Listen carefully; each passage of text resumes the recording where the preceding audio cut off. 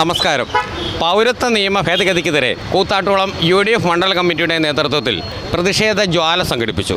Congress block president PC Jose ഈ പ്രതിഷേധ ജ്വാല ഉദ്ഘാടനം നിർവഹിച്ചു. വാർത്തയിലേക്ക്.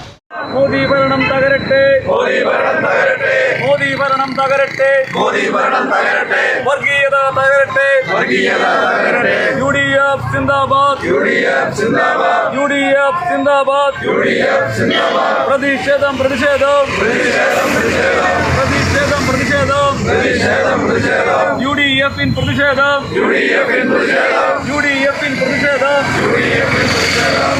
നമ്മൾക്കെല്ലാവർക്കും അറിയാവുന്നതാണ്, ഇന്ത്യയിലെ പൗരത്വ നിയമം ഭേദഗതി ചെയ്തതുമായി ബന്ധപ്പെട്ട കാര്യത്തിലാണ് ഇന്ത്യൻ ഭരണഘടനയെ ഉന്മൂലനം ചെയ്യുവാനായി BJPയുടെ ഹിഡൻ അജണ്ട പ്രാവർത്തികമാക്കുന്നതിൻ്റെ ഭാഗമായിട്ട് തുടക്കം കുറിച്ചിരിക്കുന്ന ഒരു നയമാറ്റമാണ് ഈ പൗരത്വ നിയമ ഭേദഗതി. നമ്മൾക്കറിയാം, നമ്മുടെ ആർട്ടിക്കിൾ 14 പറഞ്ഞിരിക്കുന്നത് എല്ലാവർക്കും ഈക്വൽ, എല്ലാവർക്കും തുല്യതയാണ്. അതിന് വിരുദ്ധമായിട്ട് 2019 ഡിസംബർ മാസം 11-ാം തീയതി BJP സർക്കാർ രൂപം കൊടുത്ത ഒരു നിയമമാണ് ഈ പറഞ്ഞ പൗരത്വ നിയമ ഭേദഗതി.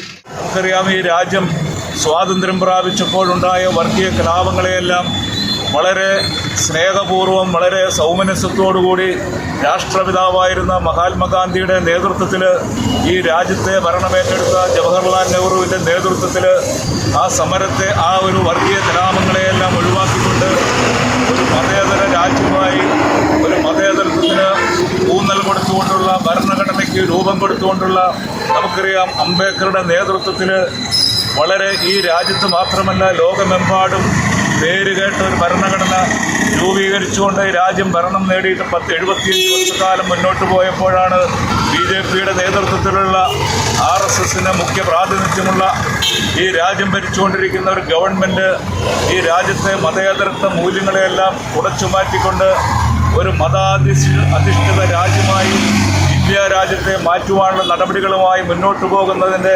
അവസാനത്തെ ഭാഗമായി കാണുന്നതാണ് ഈ തെരഞ്ഞെടുപ്പിൻ്റെ ഏതാനും ദിവസങ്ങൾക്ക് മുമ്പ് പൗരത്വ ഭേദഗതി ബില്ല് അവതരിപ്പിച്ചുകൊണ്ട് ഗവൺമെൻറ് മുന്നോട്ട് പോകുന്നത്. ഇന്ത്യ രാജ്യത്തെ ജനങ്ങളെ മതത്തിൻ്റെ അടിസ്ഥാനത്തിൽ വിഭജിക്കുന്ന പൗരത്വ നിയമ ഭേദഗതി പിൻവലിക്കുക, പൗരത്വ രജിസ്റ്റർ പിൻവലിക്കുക എന്ന ആവശ്യങ്ങൾ ഉയർത്തിക്കൊണ്ടാണ് കേരള സംസ്ഥാനത്തെമ്പാടും ഐക്യജനാധിപത്യ മുന്നണിയുടെ പ്രവർത്തകർ ഇത്തരത്തിലുള്ള പ്രതിഷേധ സമരം സംഘടിപ്പിച്ചിട്ടുള്ളത്. ഈ രാജ്യം ഇവിടെ സൂചിപ്പിച്ചതുപോലെ മതേതര ജനാധിപത്യ റിപ്പബ്ലിക്കായി പ്രഖ്യാപിക്കപ്പെട്ട ഒരു രാജ്യമാണ്.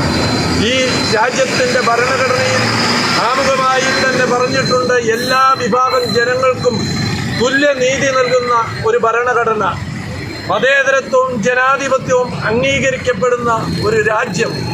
ആ രാജ്യത്തെ മതം മാനദണ്ഡമാക്കുകയാണ്. ഇന്ത്യ വിഭജനത്തിന് ശേഷം ഇന്ത്യ രാജ്യം കണ്ട ഏറ്റവും രക്തരൂക്ഷിതമായ ഒരു ചുറ്റുപാടുകളിലേക്ക് ഈ രാജ്യം നടന്നു നീങ്ങുന്നു എന്നുള്ളതിനുള്ള ഉത്തമ ഉദാഹരണമാണ് ഇന്ത്യയുടെ ഭരണഘടനാ സംവിധാനത്തെ അട്ടിമറിച്ച് ഭരണഘടനയ്ക്ക് പകരം മനുസ്മൃതി സൃഷ്ടിക്കാൻ ഒരു ഭരണകൂടം ആസൂത്രിതമായ നീക്കം നടത്തുന്നതിൻ്റെ ഒരു ചരിത്രപരമായ മുന്നേറ്റമാണ് 2019 ഇന്ത്യൻ പാർലമെൻറ്റ് പൗരത്വ ഭേദഗതി ബില്ല് പാസ്സായിട്ട് പോലും നാളിതുവരെ യാതൊരു തരത്തിലുള്ള നീക്കവും നടത്താതിരിക്കുകയും ഇപ്പോൾ പ്രത്യേകിച്ച് തെരഞ്ഞെടുപ്പ് പ്രഖ്യാപന സാധ്യത മുന്നിൽ കണ്ടുകൊണ്ട് 4 വോട്ടിന് വേണ്ടി ഈ രാജ്യത്തെ ഹിന്ദുക്കളെയും മുസ്ലിങ്ങളെയും മറ്റ് സമുദായത്തിൽപ്പെട്ടവരെയും പല ദിക്കുകളിലേക്ക് തിരിച്ചുവിട്ടുകൊണ്ട് അധികാരത്തിൻ്റെ ശീതകളിലേക്ക് തിരിച്ചു വരാൻ ശ്രമിക്കുന്ന നരേന്ദ്രമോദി ഭരണകൂടത്തിൻ്റെ ഏറ്റവും അവസാനത്തെ രക്തരൂക്ഷിതമായ ഒരു തീരുമാനമായി ഈ പൗരത്വ ഭേദഗതി ബില്ലിനെ നാം കാണേണ്ടിയിരിക്കുന്നു.